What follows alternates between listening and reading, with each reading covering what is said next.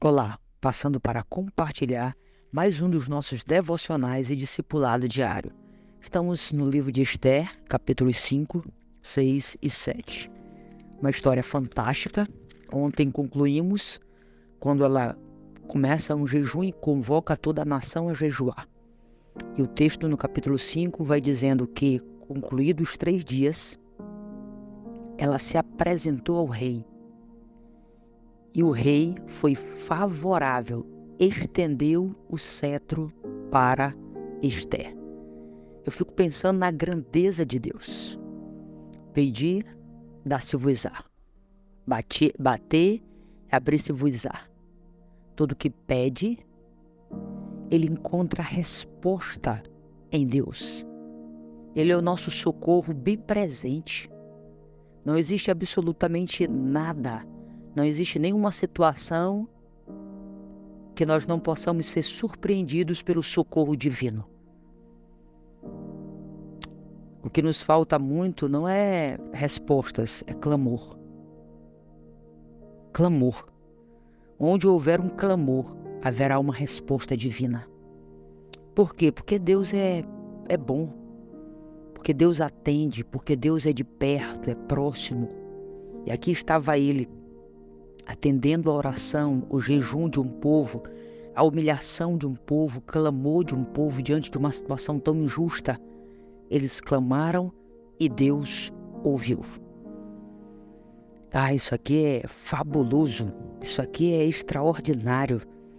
E ela então o convida para um banquete, ela é estratégica, porque aqueles reis, eles eram amantes de banquetes. E ela o convida para esse banquete. E no capítulo 6 a gente vai perceber que ele, farto daquele banquete, vai dormir e ele não consegue dormir. Eu acho isso aqui muito profundo. Meu Deus, isso aqui é uma das partes mais profundas, mais emocionantes, mais assim... Quantas vezes esse versículo não é o meu consolo em momentos tão difíceis?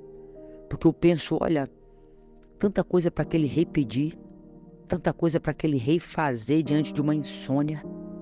Mas o que ele pede o improvável. Porque Deus curva o coração dos reis para a sua própria vontade. Deus faz isso. Ele pode, ele é soberano. O mundo está em crise, mas o céu não. Deus continua no controle. Ele não está, à deriva. Não, ele está no controle. Então, o que o rei pede? Tragam o livro dos registros memoráveis.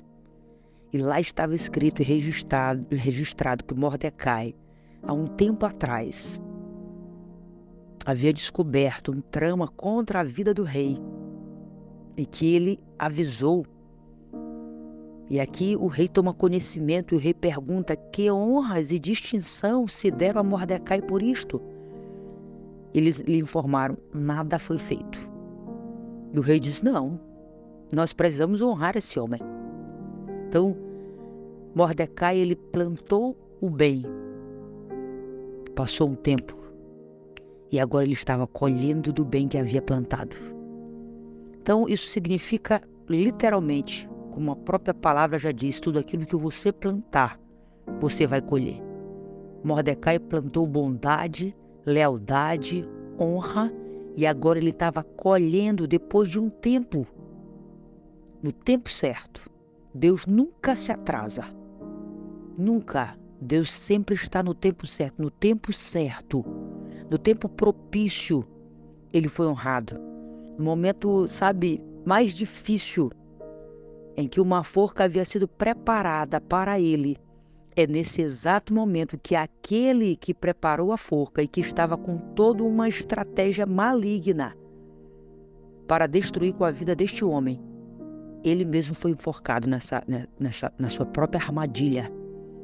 Ele caiu no buraco que ele mesmo cavou, porque tudo que a gente planta, a gente colhe. Então a gente vai perceber Mordecai sendo honrado, né? E Ramã, ele entra em crise, ele fica perturbado, Ele tinha como conselheiros diretos sua esposa e alguns amigos que o lisonjeavam, bajulavam, mas não foram amigos verdadeiros, amigos íntegros. Nós precisamos estar cercados de pessoas verdadeiras, íntegras. Talvez você diga, isso não existe. Existe sim.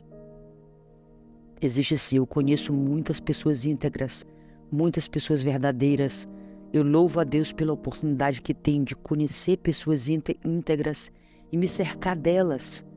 E ter boas amizades, amizades sólidas. Amizades nas quais eu posso ouvir um conselho, eu posso dar um conselho. Isso é muito saudável.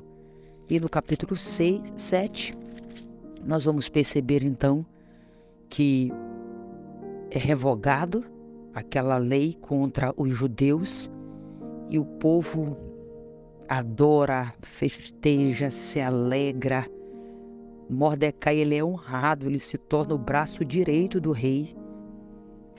Ele se torna aquele que vai, na verdade, cuidar dos interesses do rei.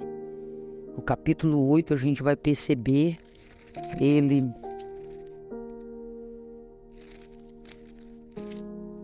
completamente envolvido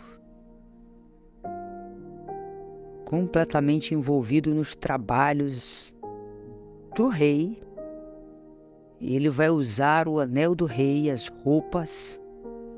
Ele vai começar a ordenar também. O texto vai dizer que ordenou Mordecai que se escrevesse um edito para os judeus.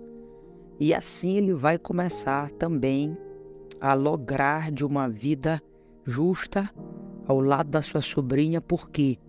Porque ele é um homem justo, um homem que se desviou do mal, um homem que fez o bem, um homem que abençoou a vida daquela sobrinha órfã, que amparou e agora ele estava sendo amparado. Um homem que ajudou, ele estava sendo ajudado.